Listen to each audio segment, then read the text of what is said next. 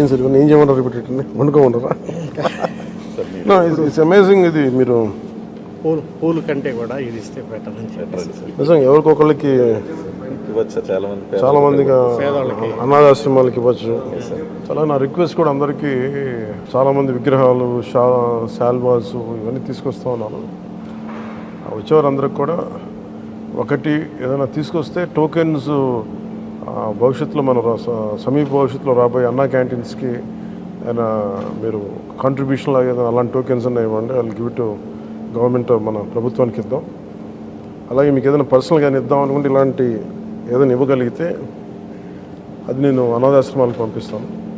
అలా కాకుండా ఈ విగ్రహాలు, శాల్వాలు ఇవన్నీ నిరుపయోగంగా అయిపోతున్నాయి. ఆ విగ్రహాలకు కూడా ఏం చేయాలో తెలియట్లేదు. అందుకని దయచేసి నా విన్నపం, మా ఎంపీస్